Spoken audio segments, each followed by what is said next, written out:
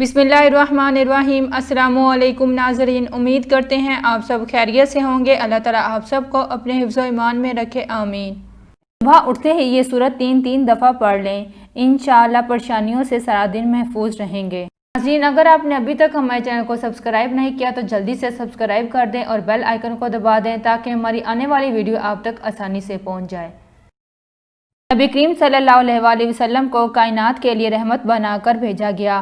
آپ نہ صرف احکامات خداوندی قیامت تک کے انسانوں کے لیے دے کر بھیجے گئے بلکہ آپ کی ذات اطہر و طاہر کو سرتاپا رحمت بنا دیا گیا۔ آپ نے قیامت تک آنے والی انسانیت کے لیے اللہ تعالیٰ کی طرف سے بھیجے گئے پیغام کو نہ صرف انسانوں تک پہنچایا بلکہ ان کے مصائب و آلام دور کرنے کے لیے شریعت کے بتائے طریقوں کو اپنانے کا درس دیا۔ نبی کریم صلی اللہ علیہ وآلہ وسلم کی احادیث مبارکہ کا مفہوم ہے کہ جو شخص صبح و شام تین مرتبہ سورہ اخلاص، سورہ فلق اور سورہ الناس پڑھے گا وہ ہر طرح کے مصائب اور رنج و غم سے محفوظ رہے گا۔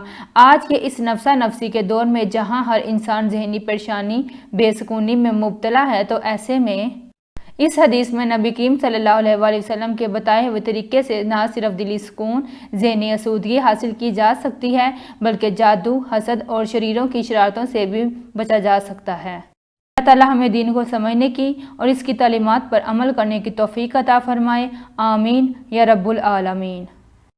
ناظرین، ایسے اچھی ویڈیو دیکھنے کے لیے ہمارے چینل کو سبسکرائب کریں اور میری حوصلہ افزائی کے لیے ویڈیو کو لائک اور شیئر کریں۔ شکریہ۔